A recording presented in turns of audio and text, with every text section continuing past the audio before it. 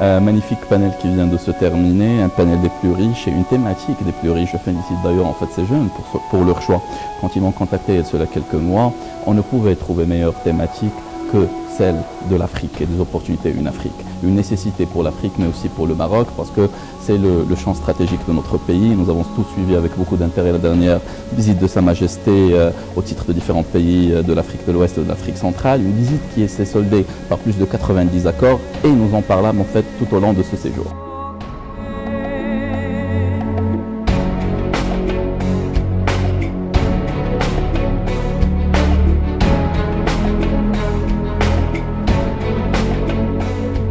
Alors, comme vous avez pu le voir, c'est bien, l'ensemble des panélistes se rejoignaient sur un ensemble d'éléments. Alors, la première des choses, c'est que le développement de l'Afrique ne peut avoir lieu et réussir que grâce à des pays africains, que le Maroc, il était très bien avancé pour jouer ce rôle de leader régional et continental, et que le Maroc, il a choisi la bonne voie, parce que c'était une voie de partage, parce que c'est une voie de développer un nouveau modèle sud-sud, où à chaque fois qu'on développe une technologie, un savoir, une industrie, un capital, nous sommes prêts à le partager avec nos amis africains. Le Maroc, il a choisi la voie de l'humain, et c'est cette voie-là que l'Afrique elle recherche. Le Maroc, il a choisi la voie de la durabilité avec l'autre composante que sont l'économie et l'environnement. Et c'est cette voie-là, en fait, que l'Afrique, elle recherche. L'Afrique, aujourd'hui, elle a compris clairement qu'elle ne peut se développer que grâce à elle-même, tout en restant ouvert, bien sûr, à des partenariats stratégiques étrangers, mais principalement grâce à elle-même et pour elle-même. Une Afrique, aujourd'hui, riche en opportunités, un continent qui est en pleine expansion, que ce soit démographique ou en termes de richesse, et qui dit expansion démographique veut dire automatiquement des challenges au niveau de l'urbanisme, des challenges au niveau de la sécurité alimentaire. Et là, le Maroc, il a énormément de choses à apporter, que ce soit à travers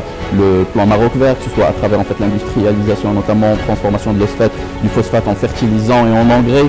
Cette Afrique qui veut se développer économiquement, et ça passe principalement par tout ce qui est infrastructure, qu'elle soit portuaire, qu'elle soit routière, autoroute, etc. Là, le Maroc, il a énormément de choses à faire. Un développement, bien sûr, financier. Et nous avions en fait un excellent représentant du TGE Wafa Bank, une banque dont nous sommes tous fiers, parce que même sans grande richesse en fait en termes de matériaux précieux, le Maroc, il compte aujourd'hui la première plus grande banque en Afrique, après les banques de l'Afrique du Sud, dépassant des nations telles que l'Algérie et l'Égypte, dépassant des nations telles que le Nigeria, aux fortes ressources pétrolifères.